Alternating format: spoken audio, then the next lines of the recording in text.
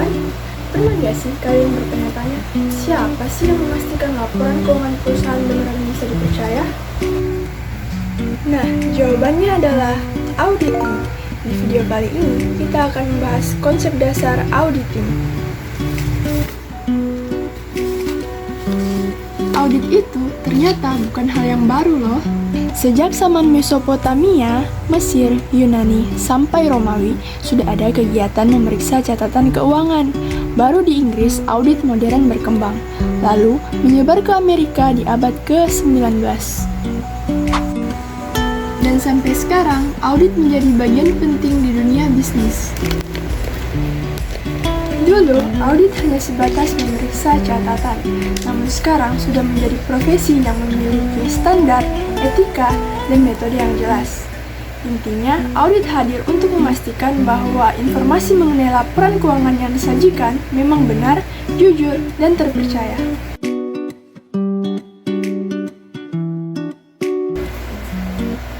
Nah, jangan sampai ketukar ya, akuntansi itu fokusnya membuat laporan keuangan, sedangkan audit tugasnya untuk memeriksa laporan itu.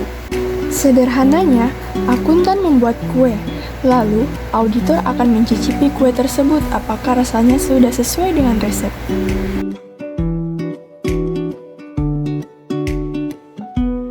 Laporan keuangan sering dipengaruhi kepentingan manajemen. Auditor hadir sebagai pihak independen yang memberikan opini supaya laporan itu benar-benar bisa dipercaya oleh pemegang saham, kreditur, maupun pemerintah.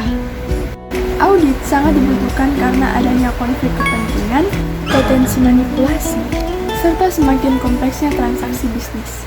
Dengan adanya audit, keandalan laporan keuangan bisa terjamin. Jenis audit terdiri dari yang pertama ada audit profesional untuk menilai efektivitas, efisiensi, dan nilai ekonomis kegiatan dalam suatu perusahaan. Yang kedua ada audit ketaatan untuk memastikan kepatuhan terhadap aturan yang berlaku baik yang dibuat oleh perusahaan ataupun pihak eksternal. Yang ketiga ada audit internal, yaitu audit yang dilakukan oleh bagian dalam perusahaan. Adapun yang keempat audit eksternal yang dilakukan oleh auditor independen. Lalu yang terakhir ada audit ADP, singkatan dari Electronic Data Processing, yaitu audit yang dilakukan oleh pihak eksternal berbasis komputer.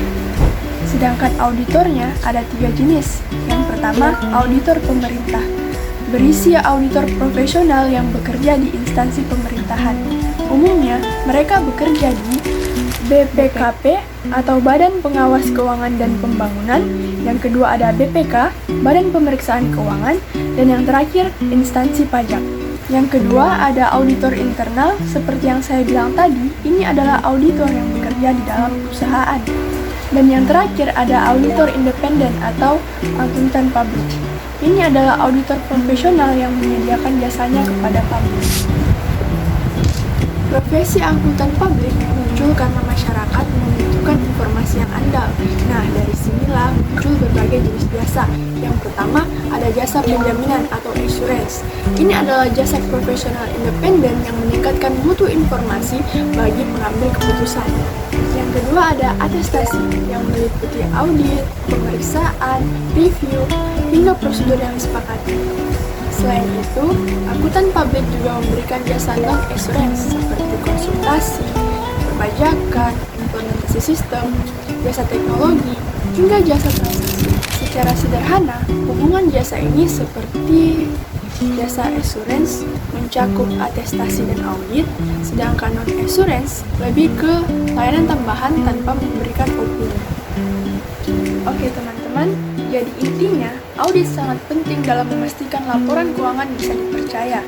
Tadi kita sudah membahas mulai dari sejarah audit, perbedaan akuntansi dan audit, hubungannya dengan laporan keuangan, hingga jenis-jenis audit dan peran akuntansi publik.